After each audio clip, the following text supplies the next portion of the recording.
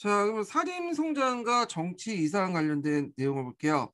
요거는 이제 그 사림의 어원인데, 요거는 이제 각자 보시고 뒤에 넘어가서 이제 그 역사적 개념의 이제 사림 관련된 내용을 좀 볼게요. 자, 시계적으로 볼 때 역사적 개념의 이제 사림은 15세기 후반부터 역사적 개념으로 사용되는데, 자, 요때 이제 역사적 개념이라는 것은 기존에 이제 그 어떤 그냥 조건만 되면 갖다 붙이는 그런 개념이 아니라 정치 세력으로서 사회 세력으로서 살림을 의미하는 거예요.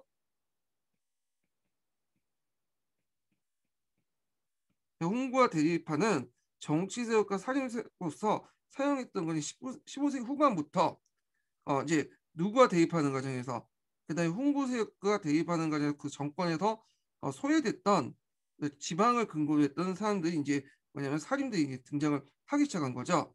그걸 얘기하고 그리고 이제 이들이 중앙 정계에 올라가면서 17세기 이후부터는 살인 정치 또 분당 정치를 주도를 하게 되죠. 그러면 이런 그 정치 세력으로서 살인은 언제 등장했냐? 성종 때부터 등장했다고 보시면 돼요. 그래서 살인은 성종 때부터 중앙 정계에 본격적으로 진출하기 시작했죠. 이들은 왕조 계층의 소극적이었던 정몽 중심의 온건개혁파의 신진사대부에 뿌리를 두고 있다. 왕위 쟁탈에 의해서 성리학적 명분의 취약성을 갖고 있었던 세조의 지나친 탄압 정치와 국방 강화 정책 등 공리주의 통치 방식으로 인해 흩어진 민심의 수습, 강력한 세력으로 포진한 기성 홍보대식에 대한 견제의 필요성, 합리적 유교 정치를 회복하기 위한 학문 진흥 정책의 실시 등을 추진하는 과정에서 사임의 존재 가치가 인정되어 성종은 김종직을 비롯한 그 문인들 김강필, 전현창, 김일성 등을 등용했고 이들은 정몽주, 길재, 김숙자 예전 영남 출신의 그 유학자들에게 학문을 뿌리두고 있고 이들 도통론의 위주로 성리학 발달 계기가 되었다. 그러니까 초기 때 사림은 주로 이제 이런 정몽주, 길재, 김숙자 영남 출신의 사림이에요. 그래서 뒤에 이제 기호 사림들 그러니까 기묘사 관련된 기묘사 그 기호 사림들하고 좀 약간 그 뿌리가 좀 달라요. 이 기호 사림들하고는. 이 도통론이라는 건 나중에 이제 얘기하겠지만 성리학적인 도가 어떻게 흘렀나 이런 걸 강조하거든요. 이 도통론은 중국에서 처음 나왔어요.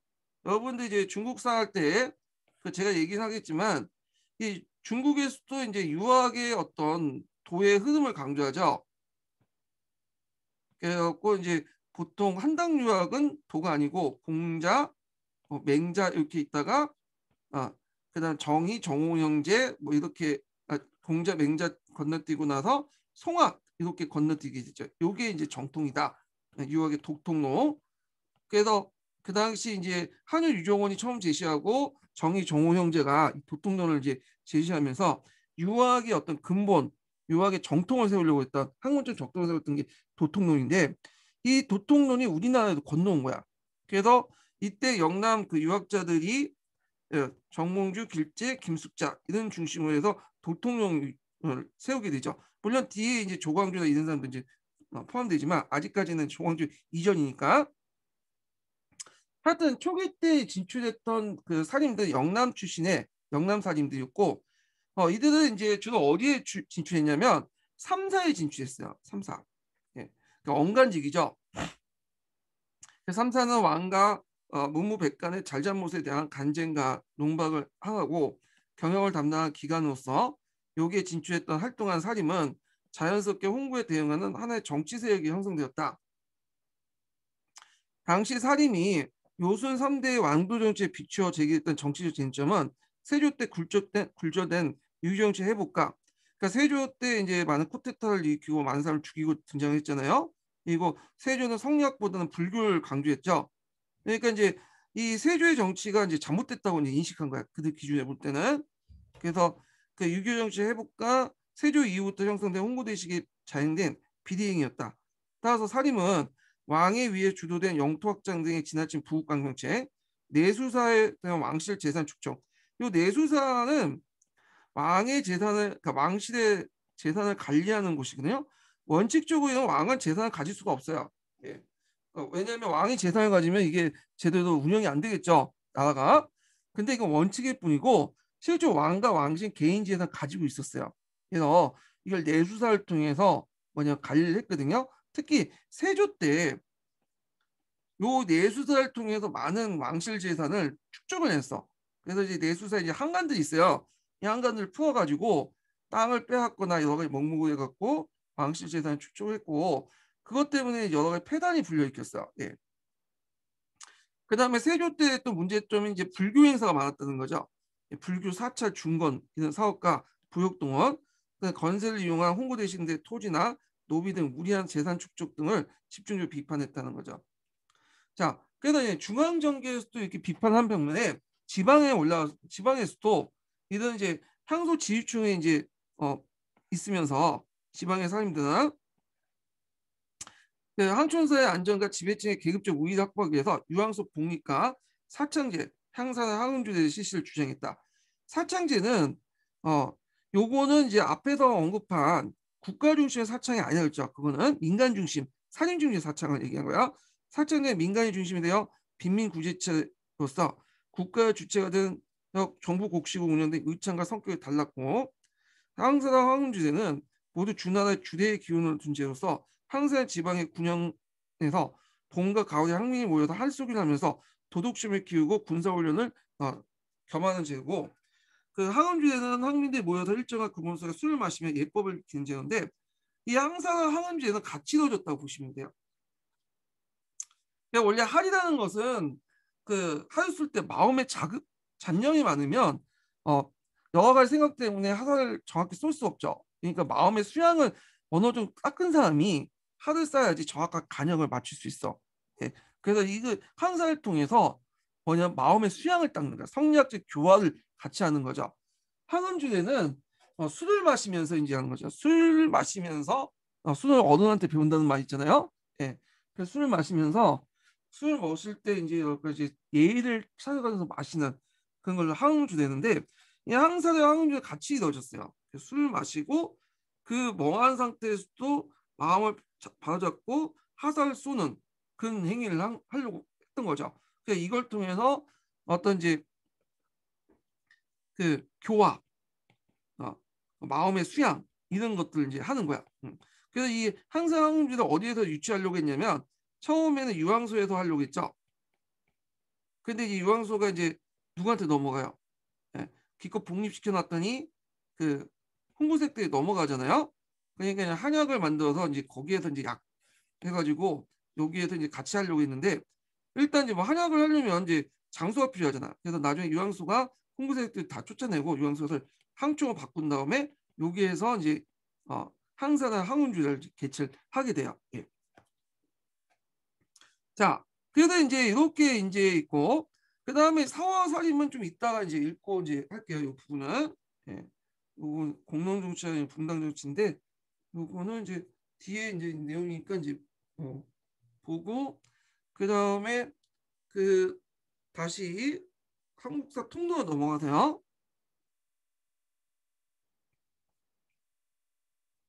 자, 이제 여기 부분은 사와 관련된 내용이야. 이제 요 부분 세 번째 단락부터는 두 번째부터는 밑에 이제 연산군인가? 여기부터 해가지고 뒤에 명종까지 을사사화까지 해갖고 여기까지는 사화와 관련된 배경과 그 관련된 내용이거든요. 한번 읽어볼게요. 자, 사림이 중앙 정계에 본격적으로 진출하기 시작한 선종 때죠. 선종 자신은 호문의 공주뿐만 아니라 이 시기에 오직 오면 왕과 홍보 세력들과의 갈등이 일어나기 시작해요. 선종은 이들 견제하기 위해서 새로운 관료층을 양성을 하려고 했고 따라서 그들의 재지적인 기반을 바탕으로 해서 꾸준히 성장해온 지방의 사림들이 중앙 정계에 진출할 수 있게 되었다. 그래서 성종 때 진출한 사림의 대부분은 길제 학풍이야. 영남 출신들이 많아요. 초기 때 등장했던 사림들은. 예. 그래서 길제 제자와 제자들이 뭐냐면 계속 이제 제자를 키운 거죠. 그래서 이들이 이제 등장하게 된 거야. 이때 들어서. 자, 길제 손제자인 그 손제자라는 것은 자기가 제자는 아닌데 그 두 번에 거쳐서 그러니까 길제 제자가 또 스승에서 또 제자 키우고 그 다음에 뭐 제자가 되는 이런 케이스인 거죠. 그래서 길제 손제자는 김종직이 출상을 계기로 다시 김종기의 제자였던 김경필이나 정육찬, 김일성 등이 그를 이으면서 중앙정계의 하나의 정치세가 형성되었다. 자, 이들의 이제 가장 중요한 정치적 쟁점은 훈촉비리의 훈촉기의 비리행위의 비판이었다. 자, 이런 비판 의식은 사상적인 면에서 성리학의 도리론과 명분론의 학신가 이들은 자신의 농촌의 훈촉세의 비리행위를 직접 체험하는 데서 비롯된 것이다. 그래서 이 사람들은 100% 순수 성리학자라고 얘기했죠. 근데 앞에 홍구파들은 50%만 성리학을 내세우고 50%는 예전에 실용주의 한당 유학을 가지고 있었던 사람들, 패도 정치 사고방식을.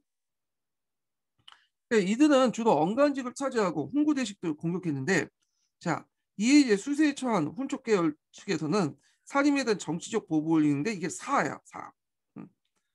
그래서 이제 보통 우리가 분당이라는 것은 앞에서 뒤에도 얘기했지만 분당은 이런 살인 세력들 간의 어떤 다툼인데 반해서 사안은 훈촉과 그 다음에 살인들의 다툼이야. 물론 이제 같은 이제 훈촉 안에서 또 외척 훈촉 싸우고 그렇지만 예를 들어서 뒤에 이제 갑자사라든지 그 다음에 을사사 이런 것들은 엄밀히 말하면 훈촉 간의 싸움이 있어요. 이 훈촉 간의 싸움이 있고 훈촉의 어떤 왕이 훈촉의 건재 이런 측면에서 하는 것도 있고 외척 간의 싸움이 있는데 거기에 또 살인들이 알게 모르게 직감적으로 연관돼서 살인들도 많이 피해를 입었어요. 예. 그러면 그 순서는 4대4 순서는 여러분들 기본적으로 아셔야 되겠죠. 처음에 이제 무오사하고 그 다음에 갑자사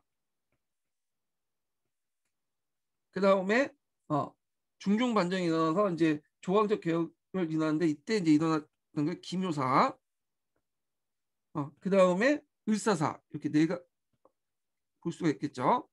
자, 그 중에 이제 중요한 게 기묘사 기출 문제 나온 거예요. 그래서 예전에 기출에 자주 나왔어. 기묘사 뭐와 연결돼서 조광조 개혁 정치 연관돼서 이 기묘사가 많이 나왔죠. 자, 그러면 이제 한번 이제 하나하나 보죠. 먼저 살펴볼 것이 무오사예요. 자, 이 무오사와 갑자사는 언제 일어났어요? 이거는 연산군 때 일어났죠. 연산군 때. 연산군 때 일어났는데 엄밀히 말하면 이제 갑자사 자체는 이제 훈구 대신들 쳐내려고 하는 건데 이제 거기에 이제 살인들이 끼어들어서 이제 많이 죽게 된 거고요.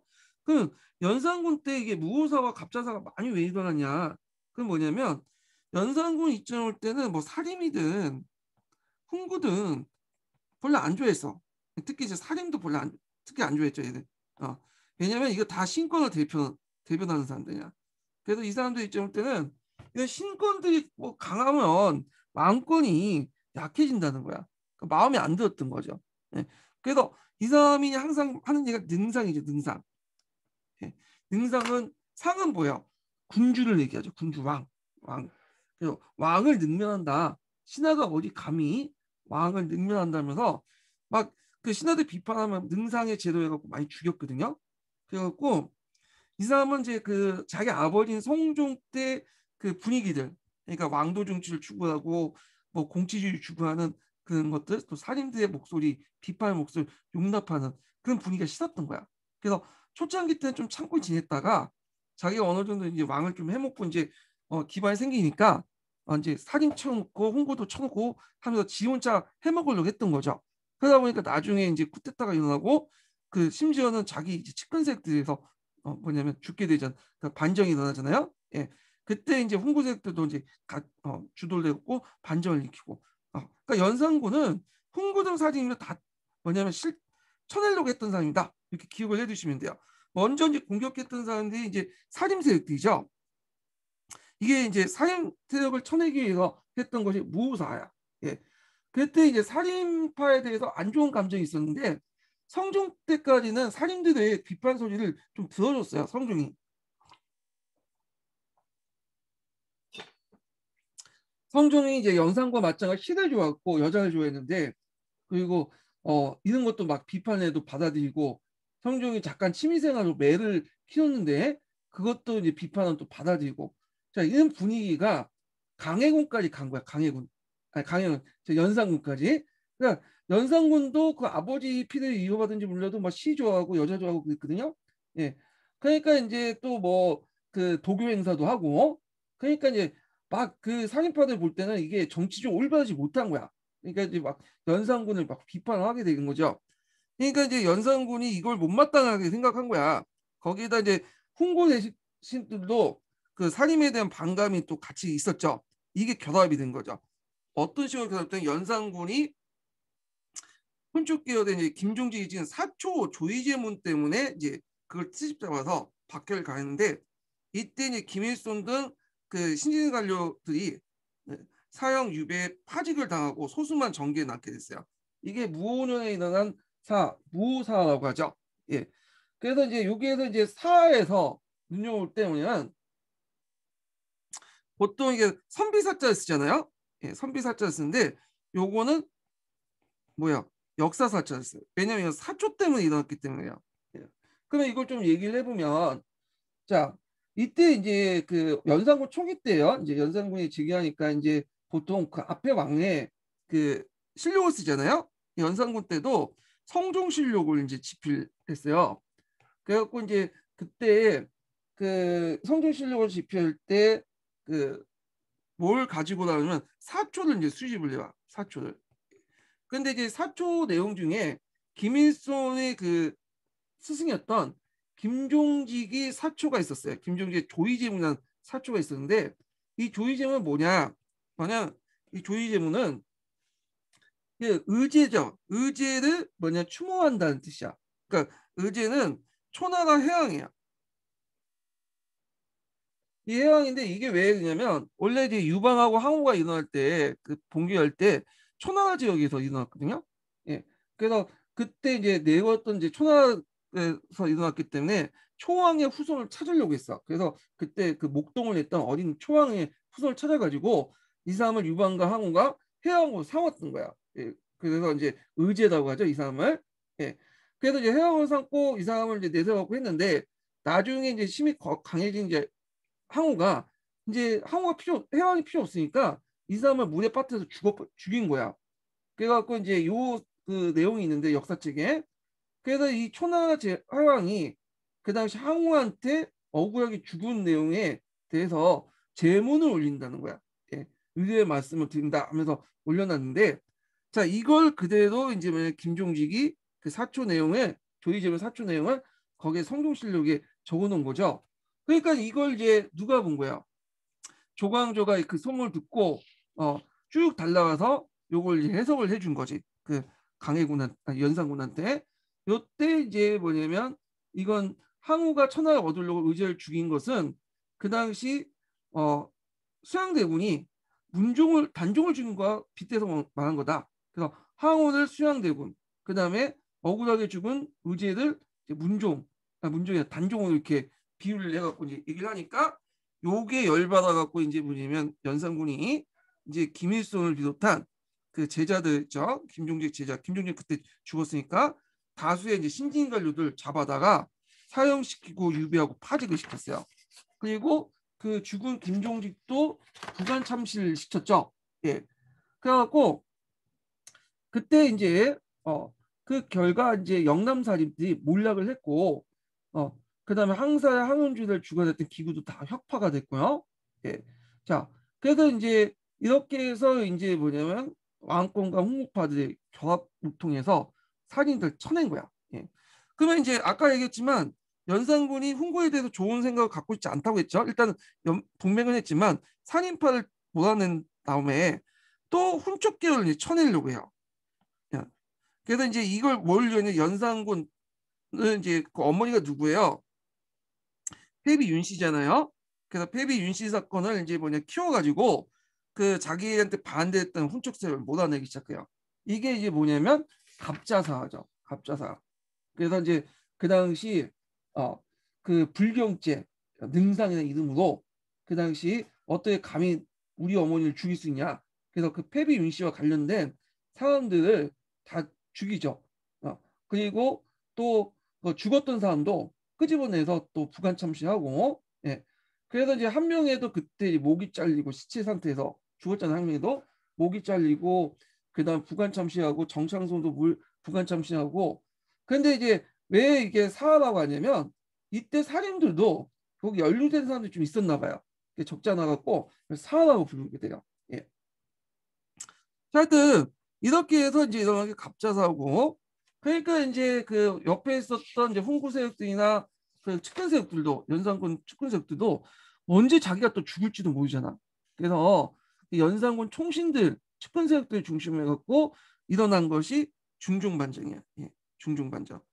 그래갖고 이제 요때 일어나서 이제 즉위한 사람이 중종이라는 사람이 이제 했는데, 자, 그래서 연산군 12년에 연산군 훈신 세력들이 그 반정을 일으켜 물러나고, 훈신 세력들이 반정에 의해 물러나고 중종이 즉위하자 살인 진출도 제기되었다. 근데 이제 이때 이제 그 연산군이 이제 물러나고 중종이 즉위하잖아요. 중종은 진성대군이죠. 그 연산군의 이복 동생으로 알려져 있어. 패배 윤씨 이후에 그 왕비가 들어간 세웠는데, 이 왕비 이름을 잘 모르겠는데 하여튼 이 정도인데 그 아들이 진성대군이야. 네. 그래서 자기 형에 억눌려 살고 있었다가 얼떨결에 이제 왕이 됐던 사람이죠. 이 사람은. 예. 그러다 보니까 이제 중종 초기 때는 왕권이 되게 미약했어요. 그래서 이제 중종 3대 신들이 이제 정권을 장악하고 목소리 커지니까 이 사람들에 의해서 이제 뭐냐면 좌지우지했거든요. 그러니까 처음에는 잘 몰랐어요. 어리버리한 상태에서 왕이 되는데. 근데 이제 자리가 사을 만든다고 왕의 자리를 앉히다 보니까 이 사람도 권력욕이 생기잖아. 또 왕권을 키워야겠다. 그런 생각을 가질 수밖에 없겠죠. 근데 문제는 이 중종이라는 사람이 세자를 거치지 않고 반정을 통해서 비정상적인 방법 왕이 됐기 때문에 자기의 오른팔 왼팔이 없어요. 그러니까 세자 시대 때 세자 거치면서 자기 오른팔 왼팔 같은 측근세력들이 만들고 그랬는데 그런 게 없어. 그러니까 이 홍보 세력들을 좀 견제하기 위해서 누굴 끌어들이냐면 살인 세력들이 끌어들인 거야. 조광조를 일파를 끌어들인 거죠. 그래서 이 조광조 일파대 살인은 종전에 앞에 있었던 1세대 살인과 좀 다른 기묘살인이라고 해요. 주로 이제 기호 지역, 그러니까 경기도, 뭐 충청도 일대의 그 살인세력들이에요. 예.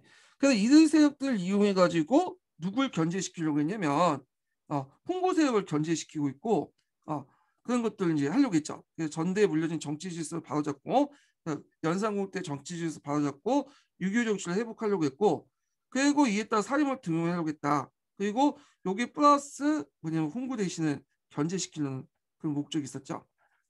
자, 그래서 이제 처음에는 조광조하고 왕이 서로 사이가 좋았어요. 예. 그리고 이제 조광조는 이제 일파들 적극적으로 등용을 하게 되죠. 그리고 그래서 이제 현란가를 통해서 적극적으로 등용하고 이 기묘사님들이 어디에 많이 진출하냐? 3사에 진출하게 돼요. 3사. 그러면 조광조가 펼쳤던 여러 가지 정책들을 좀 볼게요. 요게 이제 기출문에 나왔기 때문에 시험 문제에 관련돼 가지고 나올 수가 있거든요. 한번 정리를 좀 해볼게요.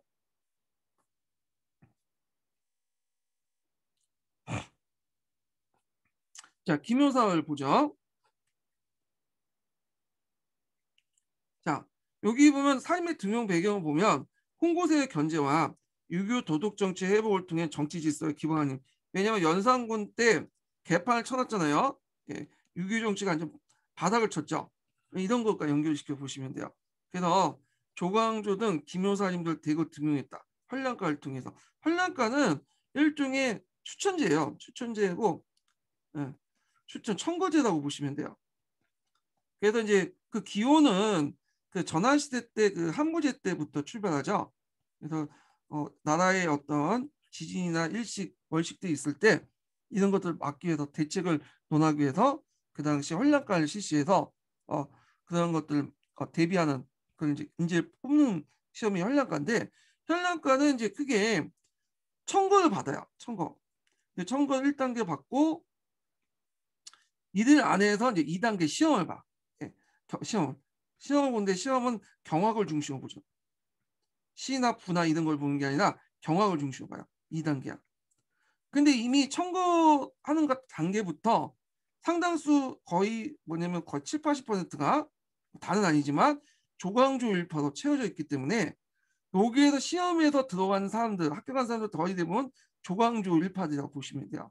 물론 다는 아니지만 그러다 보니까 이 열량가가 기묘살인들을 많이 살인들을 진출시키는데 현직에 진출시키는데 큰 역할을 했다. 그러니까 일반적인 과거 시험이 아니라 특별 시험을 통해서 대거 등용했다. 이렇게 보시면 되겠죠. 자, 그래서 이제 이 사람들은 어디에 많이 진출했냐면 3사 언간지에 많이 진출했어요. 그래서 이들은 이제 그 공론이라는 이름으로 흥부대식들 비판하고 왕도 정치를 이상하는 급진적 개혁을 요구하죠. 그리고 철인군주, 그러니까 현철군주, 군주도 성리학적 이상을 개념을 성리학적 이념을 내재시켜서 통치해야 된다. 그래서 성리학적 이념에 따라 수신해야 된다. 이런 걸 주장을 해. 예. 그리고 아마 이제 도학 정치론과 연결되는데 이건 좀 뒤에 얘기할게요. 자, 이 현철 군추론을 내세웠던 게 뭐냐면 그 앞에 있는 연산군 때문에 그렇죠. 연산군이 개판 치니까 이거는 잘못된 거다. 그래서 마음도 성리학적 가치를 통해서 항상 자기 마음을 닦아야 된다. 이렇게 주장을 하고 그래서 이제 조광조는 이제 뭘 강조해? 경영을 강조해. 중종은 이제 경영을 되게 많이 했다고 하죠. 그래서 처음에는 그냥 괜찮니 하면서 했는데 경영하면서 잔소리 넣고 막 야단을 치고 하니까 중종 입장 때는 좀 약간 뭐냐면 기분이 나빴겠죠.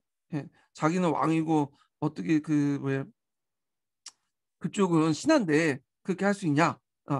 그런 것들이 누적이 돼서 나중에 이제 뭐냐면 여러 가지 이유로 쳐낸 것 같아 보니까.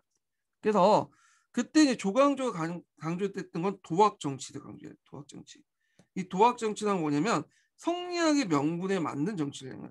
왕은 왕돼야 되고 신하는 신해야 되고 백성 백성에 닿는 그런 정치를 내세운 거야. 예.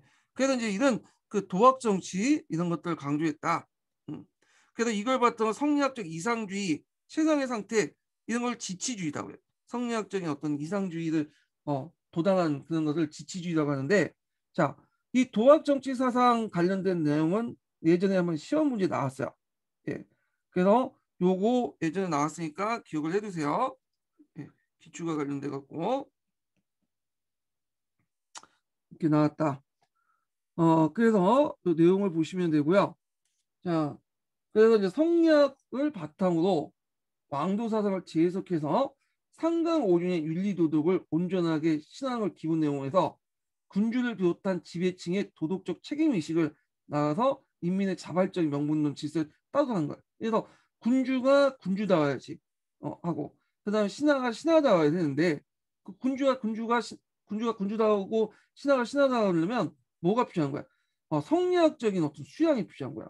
그래야지 이걸 보여줘야지 인민도 뭐냐면 국민들 자발적으로 그런 그 군주와 신하들이 내둔 성리학적 명분론적 짓을 뭐냐면 자발적으로 따르게 된다는 거죠. 그러면서 이제 이름에 걸맞는 정치가 행해진다. 이게 도학 정치론이죠.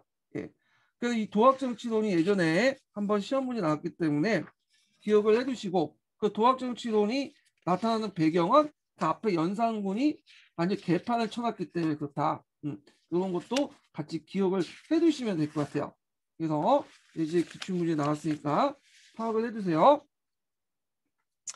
자, 그 다음에 이제 앞에서 얘기한 것처럼 이제 경영을 강화시키고 원료를 활성화시키고 박나래 폐단을 지적하고 그다음 항약을 보급을 하려고 했어요. 이것도 예전에 한번 시험문이 나왔죠. 나중에 항약할 때 좀 정리 다시 하겠지만 요거 때 보급한 항약은 수용 중심의 이제 수정 항약이죠. 예. 요때 원래는 이제 사림들이 중심했는데 보급하다 보니까 의도대로 되진 않았어요. 자, 그래서 또 소격선을 폐지하고 소격선을 그 2단을 배척시켰죠.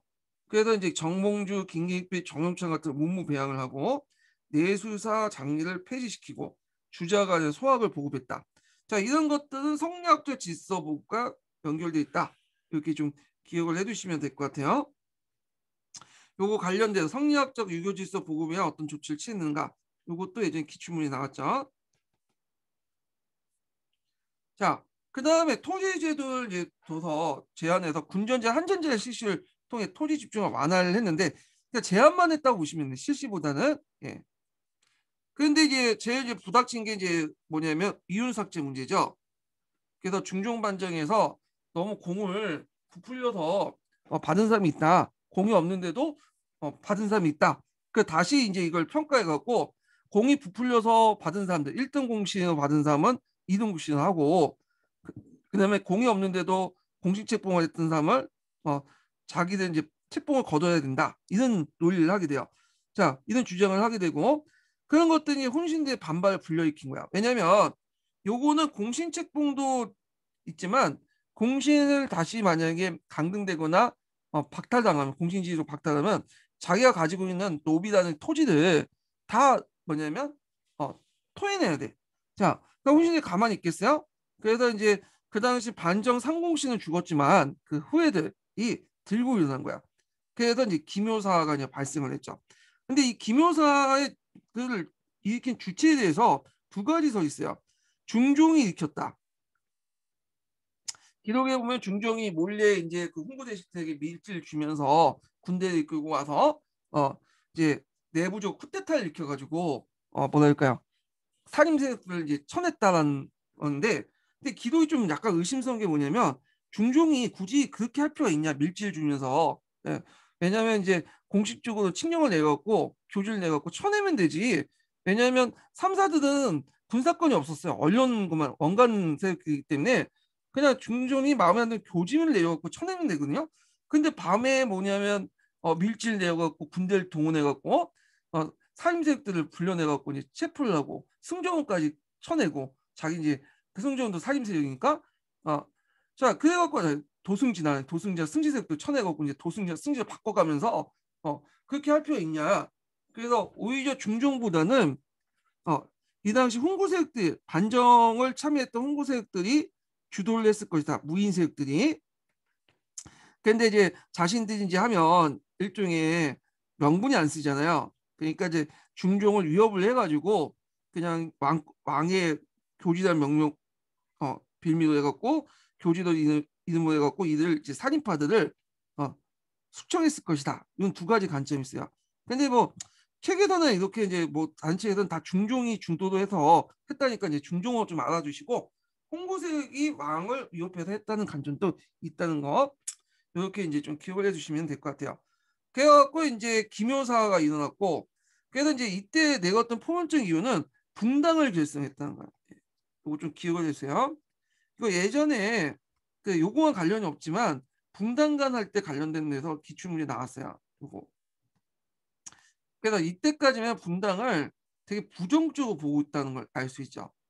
그래서 자기끼리 분당을 지어서 그 왕권을 제약하고 사람들 다른 유능한 사람들 고용 못했다, 등용을 못하게 만들었다. 그래서 이제 있는데 나중에 선조 때 들어서 이 분당간이 나중에 긍정적으로 바뀌어요. 왜냐하면 요거는 이제 사림들이 홍보세력들이 주장을 했던 거고 이때는 바뀌었죠. 사림들이 이제 주도권 장악하면서 사림들의 어떤 공치주의 입각에서 분당론도 긍정적으로 바뀌게 되었다. 이게 예전에 시험 문제 나왔죠. 요거는 좀 뒤에 있다 다시 얘기를 하고요. 자, 하여튼 분당을 결성한다 명목으로 다른 인물을 또 이제 정치 인물이 다른 인물을 배척하는 해서 결렬 언사를 자행한다 해갖고 이때 이제 기묘 살인들이 많이 이제 잡혀서 죽게 되죠. 조경주와 그 일파들이 유배돼서 죽고 그런 이제 과정을 걷게 됐다. 이렇게 기억을 해주시면 될 것 같아요. 자, 그럼 다시 이제 한번 읽어볼게요. 자, 여기 보면 조광조를 중심으로 이제 살인자 혼신대 비리를 계속하여 비판하는 한편 유교적인 도덕 정치의 시선을 심을 기울였다. 우선 연산군의 폭정과 혼천신 척신들의 수탈로 피폐해진 황촌을 안정화시키기 위해서 항약을 보급을 하고요. 그다음 중앙정계에서 주도권을 장악하고자 환란가를 실시하고 지방살인들을 대거 정권에 참여시켰다. 그다음 유교윤리에 위반된 도교 및 민간 신앙들을 배격하게 해서 국초부터 설치했던 소격서, 이걸 이제 궁궐 안에 있었는데 이 소격서는 주로 그 연인들 궁중의 이제 망비들이나 후궁들이나 그런 것들을 이용했던 곳인데 이걸 폐지시켰어. 원래 폐지 안 하려고 했는데 몰려와서 이제 중종이 잠도 못 자게 막 복학상도 올리고 아니되옵니다 하고 하니까 예, 폐지시킨 거죠. 자, 근데 이와 같은 이제 성장은 반정공신을 중심한 홍신대 아짜에 불가피했고 결국에 1519년 중종 14년 살인 관료 측에서 혼신세가 약할 목적으로 이혼 삭제는 이제 계기해갖고 일대 반격이 일어나서 조광조를 비롯한 살인들이 축출하게 이뤘다. 이게 이제 기묘사죠. 자, 근데 이제 이때부터 이제 중종이 조광조가 이제 추출하고 나서 오랫동안 또 정치를 하거든요. 근데 이 중종의 정치가 좀 약간 문제가 생겼어. 왜 뭐냐면 앞에서 이제 중종은 자신의 이제 정치 세력이 없다고 했잖아요. 그러니까 홍보 세력들이 너무 특세니까 누굴 끌어들면 처음에 살인들을 끌었는데 살인들이 너무 힘이 커지고 자기한테 막 자기를 무시하고 그러니까 이제 중종이 이제 훈고를 동원해서 살인을 쳐낸 거야. 근데 훈고 세력들이 계속 남아있잖아. 그러니까 중종 입장한테는 이들도 견제할 필요가 있겠죠. 그러니까 뭘 동원했냐면 외척을 동원했어. 외척. 김한노 같은 외척들을 동원했던 거야. 예. 그래서 외척을 통해서 홍구대식을 견제하려고 했어요. 예. 그러다 보니까 이제 나중에 중종 말년 때는 외척이 강해질 수밖에 없죠. 자, 이런 외척의 패단이 중종 중기 때부터 외척 정치 패단이 중종 중기 때부터 뒤에 이제 명종까지 계속 이어져요. 그래서 이제 이 외척끼리 싸움이 일어나죠. 이게 뭐냐면 을사사예요. 을사사. 그래서 이제 이 내용을 볼게요. 자, 명종 즉위년에 또 한 차례 사화가 있었는데 이것은 중종의 두 이북 왕자들이 둘러싼 외척 간의 대립이나 전쟁이 났다. 자, 이들 외척은 모두 윤씨이기 때문에 파편 윤씨 집안이에요. 그래서 서로 이제 먼 친척 관계야. 예. 그러니까 대운과 소윤이라는 대립을 일컫는데 중종을 뒤에서 이때 인종이 즉위하면서 일단 대운의 승리를 거둔 듯 보였으나 인종이 1년 후에 사과하면서 면종이 즉위하자 그의 외척이 소윤 측에서 대운을 그냥 보복으로서 옥사를 일으켰는데 이게 을사사죠. 자, 이 을사사를 일으켰던 대운과 소윤은 어떤 관계냐면 이 중종이 왕비가 3명 있었어요. 예. 그래서 그 왕비가 있었는데 이제 그 당경왕후라고 해서 이제 이 왕비는 이제 그 거기 연산군하고 관련된 세력들이기 때문에 쳐내고 그래갖고 이제 2, 3년 7일밖에 이제 왕비 생활 못했고 그 다음에 이제 등장한 것이 장경왕후야. 예, 장경왕후. 자, 장경왕후인데 이 장경왕후로부터 인종을 낳았어요. 인종. 그리고 이제 이 장경왕후가 또 이제 하다 죽게 되거든요. 그러다가 이제 문정왕후가 이제 3번째 왕후가 되죠. 자, 이 문정왕후부터 누굴 낳았냐면 명종을 낳았어요. 근데 인종을 이제 보살폈던 사람이 이제 외척지만 유님이라는 사람이 있었고, 그 다음에 이제 명종의 이제 외척지만 이제 문경왕후와 문정왕후 영령된 유언왕이 있었죠. 예. 그러니까 처음에는 문정왕후하고 이 윤인 간의 갈등이 없었어. 얘네들하고. 왜냐하면 문정왕후가 명종을 낳기 이전이에요. 예. 그래서 이제 서로 협력 관계였는데 문정왕후가 명종을 낳으면서 이제 갈라지게 된 거야. 원래 윤인과 유언은 같은 집안 출신인데 좀 먼 친척이지만 그래서 대립을 하게 되죠. 그래서 이제 인종 쪽의 이제 집안 파평 윤씨 집안을 대윤이라고 하고 그 다음에 유영호 쪽의 집안을 소윤이라고 하면서 이제 싸우게 되죠. 근데 이제 중종이 죽으니까 당연히 세장이 인종이 즉위하게 되죠. 근데 인종이 즉위하는데 이 사람이 이제 당연히 유임이 이긴 것처럼 보이는데 문제는 인종이 그 몸이 안 좋았어요. 이 사람 되게 몸이 안 좋고 일단 중종을 이제 뭐냐면 즉위하고 죽고 나서 3년상을 이제 지내야 되는. 근데 보통 왕들은 3년상 안 지내요. 되게 이제 3년상 안 짓고 되게 뭐랄까 한 30일 정도 지내고 말거든요. 낚시구도 하고. 근데 인종은 3년상 지낸다고 하다가 이게 몸이 뭐 너무 쇠퇴하니까 몸도 안 좋은데 3년상 지내는 건데 1, 2년만 죽어요. 인종이. 예, 아들도 없이. 그러니까 이제 뭐냐면 자연스럽게 그 이복 동생이 명종이 왕이가 되죠. 그러니까 당연히 이제 명종에서는 그 앞에 있었던 그 반대했던 소연을 그래 놔둬서는 안 되죠. 그래갖고 택전설을 이제 기반으로 해갖고 이걸 가지고 이제 빌모로 해갖고 그 당시 그 대운세력들 쳐내기 시작해. 태평성은 뭐냐면 분명히 이제 그 이때 이제 인종 때요. 인종 때 인종이 아들이 없었다고 했잖아요. 아들이 없었는데도 불구하고 이제 동생이 있으니까 동생한테 왕이 넘어가는데 불구하고 인종 때 그 당시 이제 그 소연을 중심으로 그러니까 대운을 중심으로 해서 현명한 사람을 왕의 선택을 해야 된다. 이런 논리를 폈다는 거야. 이 대운 측에서. 그래서 인종을 배제하고 다른 왕을 세우려고 했다. 태교를 내세워서. 그래서 이걸 빌문을 해가지고 그 당시 이제 뭐냐면 그 문정왕 옥중에서 대운을 공격해요. 물론 이게 했는지 안 했는지 잘 모르죠. 아마 조작했을 것 같아. 자, 그래가지고 그때 이제 뭐냐면 많은 그 대운 측의 인사들이 죽었는데 문제는 이 대운 측이나 소윤 측이나 다 살인들이 다 연관돼 있었어요. 왜냐면 이들을 좀 보호해주고 그랬거든요. 근데 대운 측에 붙어 있는 살인들이 컸어. 그러다 보니까 이 살인들도 대운과 같이 할 때 엮여가지고 많이 죽었어요. 예. 자, 그래서 이는 갑자사와 마찬가지로 훈축계가 자기 분야에 이르지만 이게 부순의 살인의 피해도 막심에서 살인의 기세가 다시 한번 꺾게 되었다.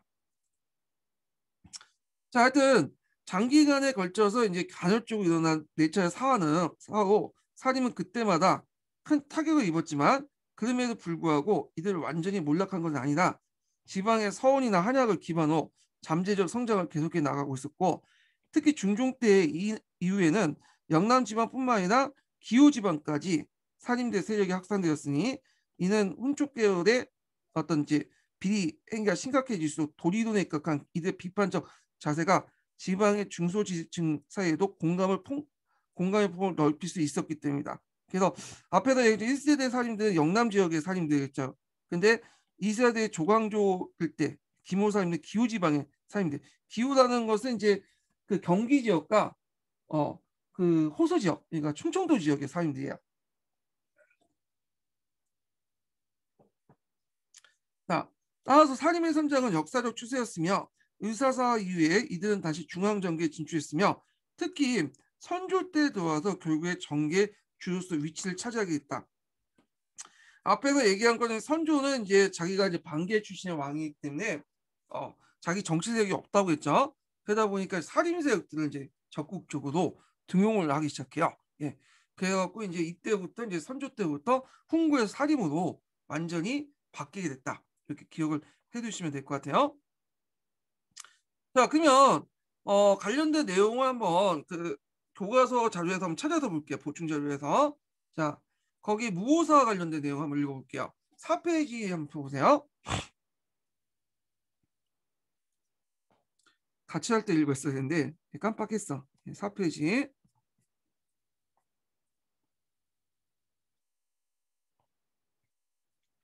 자, 무오사는 왜 일어났을까? 예. 그래갖고 이제 여기 연산군 일기에 있는데 이 연산군 일기에 조의제문 관련된 내용이 있어요. 자, 한번 읽어볼게요. 이게 되게 중요하기 때문에.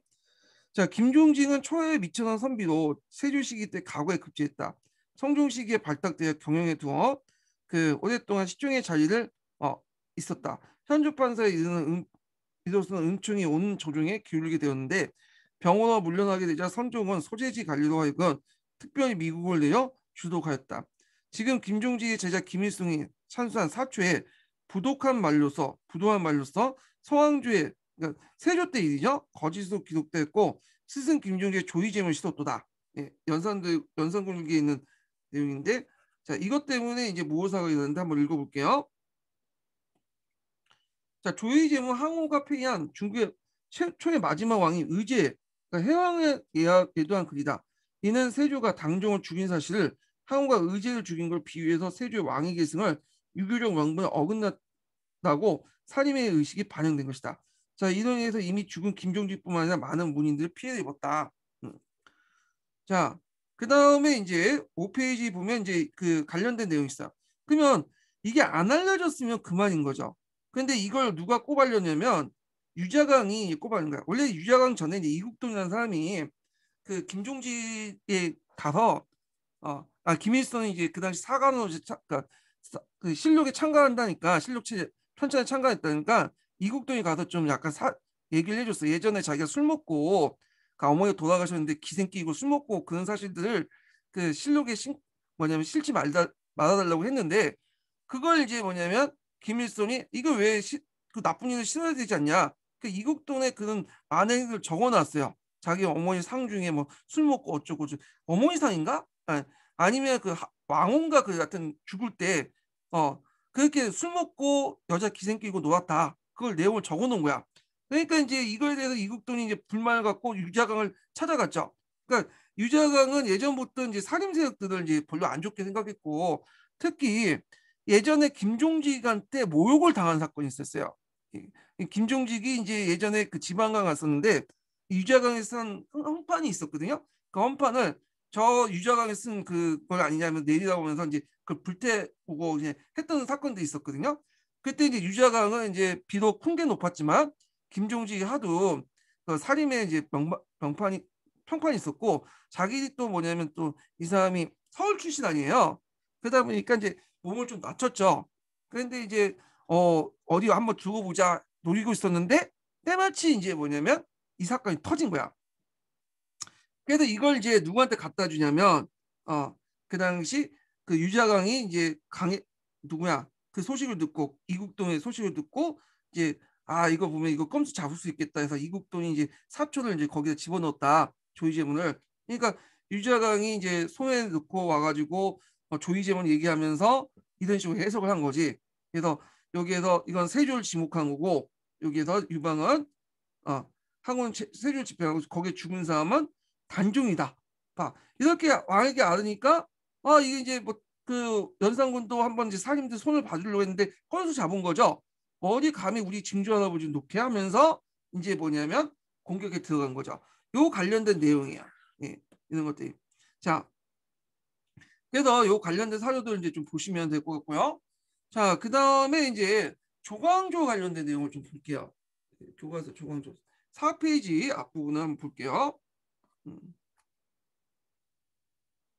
자, 조광조가 이상적인 유교 국가를 꿈꾸며 이렇게 있는데, 자, 조광조는 왕도 조치를 제대로 시행하기 위해서 왕이 올바른 풍습을 갖춰야 한다고 봤다. 그래서 이걸 이제 앞에서 무슨 군주론이라고 했죠? 예, 앞에서 이제 얘기한 건그 현철 군주론이라고 했죠. 왕도 제대로 성리학적 가치관에 따라서 심사해야 된다. 예, 수신을 해야 된다. 이렇게 이제 주장하잖아요.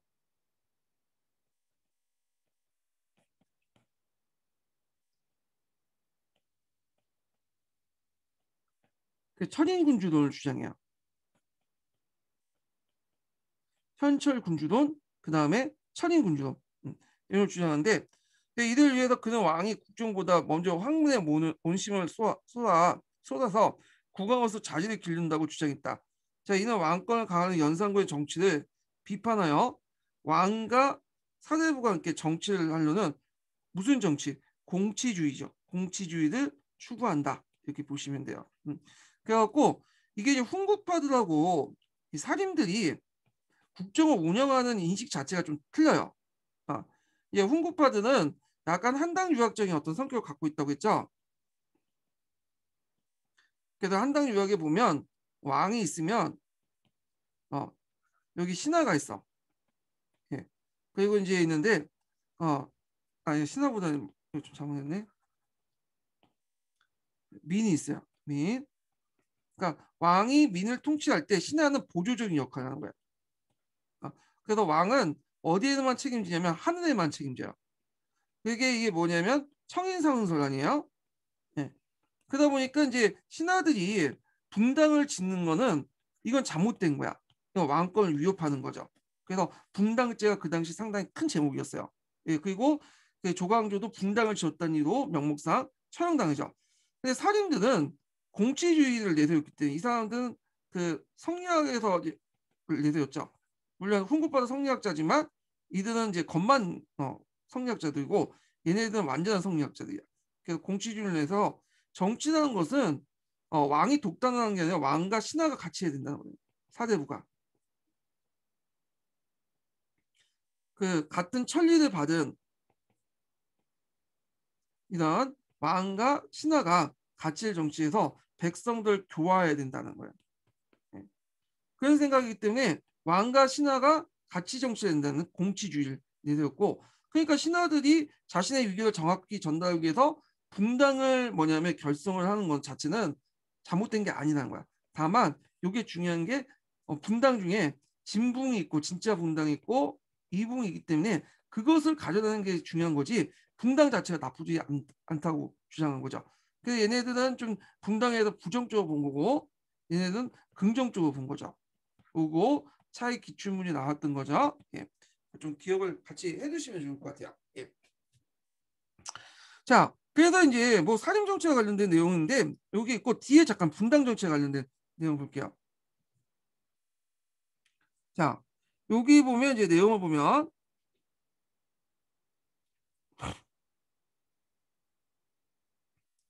자, 여기 조선과 중국의 분당이 생기면 조정의 싸움이 일어나고 왕권이 약해질 것을 보았기 때문에 철저히 금기시켰다. 예. 자, 이건 한당 유학적인 측면에서 보는 거예요. 그래서 중국도 한당 유학이 지배할 때는 이런 것들을 이제 분당을 금기시했어. 근데 선조 때 들어서 영의종, 이의중영이 조정의 분당을 만들어졌다고 폭탄 선언했다. 그런데 이게 중요한 정치 문제가 될 수 있었다. 그때 이의는 분당 자체가 나쁘게 볼 수 없다고 주장했다. 중요한 그 분당은 공론에 따라 정치를 하는 군자당인지 자신의 이익을 추구하는 소인당인지 명확하게 가려낸다고 돼 있었다. 이 논리가 받아들여 분당을 처벌하지 않을 뿐만 아니라 이후 동인과 서인의 두 분당은 참여하는 분당 정치가 됐다. 그래서 선조 때 가독이 돼서 이제 부정적에서 긍정적으로 바뀌었다. 중국도 마찬가지. 중국도 처음에는 부정적으로 봤다가 성리학이 정착되면서 이학, 송학이 정착되면서 긍정적으로 바뀌게 되죠. 하여튼 이 분당론은 뒤에 또 다시 얘기할게요. 예, 하다가 이제 여기까지 흘렸네요. 자, 그래서 이제 요거 있고 사화 관련된 내용은 이제 156페이지에 있어요. 그래서 사화 반정과 관련된 내용은 인데 요게 좀 길거든요. 그 뿌셈에 있는 156페이지 사화 반정 내용은 좀 다음 시간 할게요. 예. 제가 인증번호를 두 개 얘기했나 세 개 얘기했나 잘 깜빡하는데 아마 세 개 얘기했을 것 같은데 하나 더 불러드릴게요. 70번이요, 70번. 예. 그래서 제가 네 개 불려줬으면 그 세 개 쓰시면 되고 만약에 제가 세 개만 불려줬으면 지금까지 해서 지금 불려준 70번까지 해서 쓰시면 될 것 같아요. 그러니까 네 개면 세 개 쓰시면 되고 제가 세 개 썼으면 그냥 세 개 쓰시면 돼요. 예. 자, 오늘 수고하셨고 다음 내일 뵙겠습니다. 내일은 그 사업 반장과 관련된 뿌셈 내용을 강독할게요.